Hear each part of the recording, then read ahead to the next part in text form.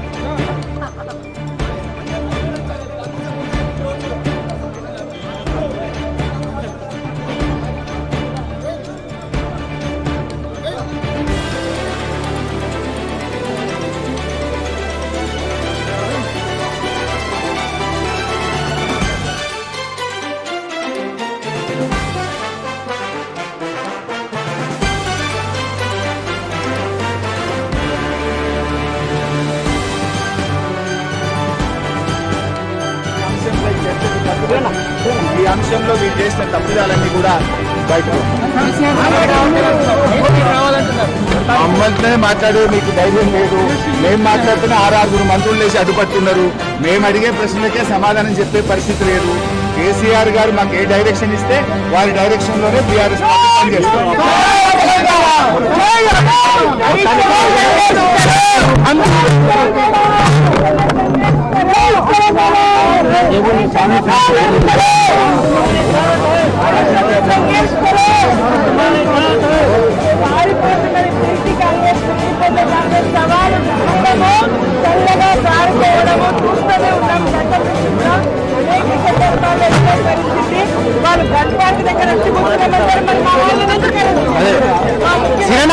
మళ్ళీ తీస్తారు, ఇప్పుడు మళ్ళీ ఎన్నికలు తీస్తారు.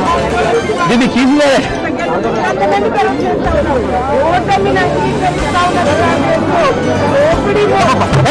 బాబు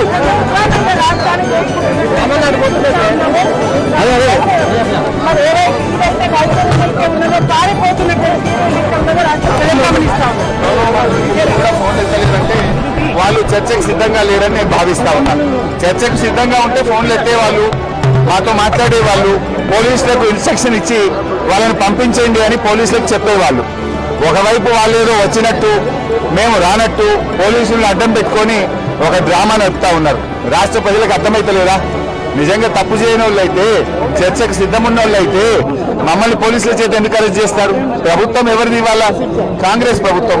మీరే మంత్రులు, పోలీసులు మీ చేతుల్లో ఉన్నారు. మీరే పోలీసులకు చెప్పి అడ్డుకోమంటారు. మీరేదో మళ్ళీ మీరే సవాలు విసిరి చర్చకు మమ్మల్ని రమ్మంటారు. ఏం డ్రామా ఇది?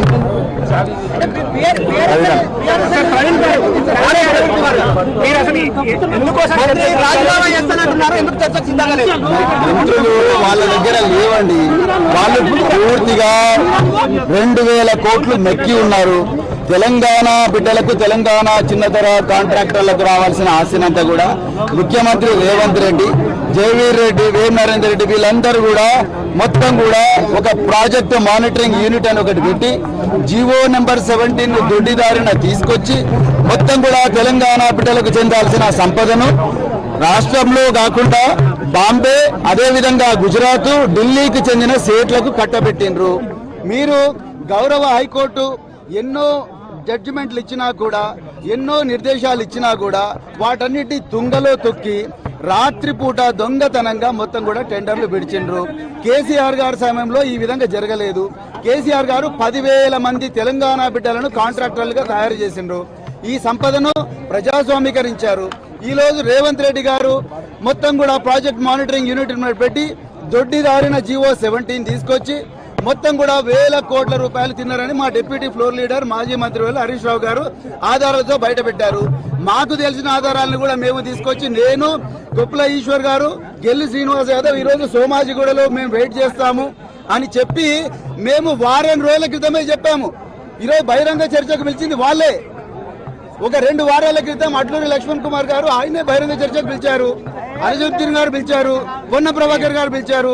అందుకొరకే అది స్వీకరించి మేము వారం రోజుల ముందరనే సోమాజిగూడకు వస్తామని చెప్పాము.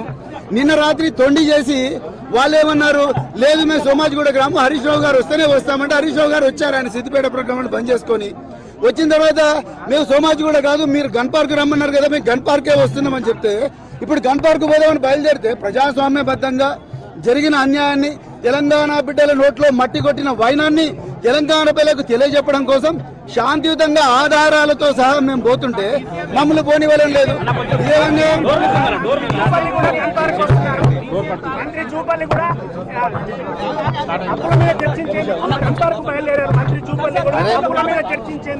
మిస్టర్ జూపల్లి, నువ్వు తెలంగాణ భవన్ కి వస్తా అన్నావు. 11 గంటలకు తెలంగాణ భవన్ కి వస్తా అంటే అన్ని ఆధారాలతో మేము నీకు శాలువా కప్పి నిన్ను ఆహ్వానించడానికి సిద్ధంగా ఉన్నాం. మరి జూపల్లి గారు మళ్ళా నువ్వు గన్ పార్క్ డ్రామా ఏంది? నిన్న నువ్వే సవాల్ వేసినావు. 11 గంటలకు తెలంగాణ భవన్ కి వస్తా అన్న జూపల్లి ఎందుకు తోకముచ్చారు? జూపల్లి గారు నువ్వు తెలంగాణ భవన్ కు రా, కేటీఆర్ గారు నీకోసం ఎదురు చూస్తున్నారు. కేటీఆర్ గారు ఈ సవాళ్ళకు సమాధానం చెప్పడానికి అన్ని ఆధారాలతో సిద్ధంగా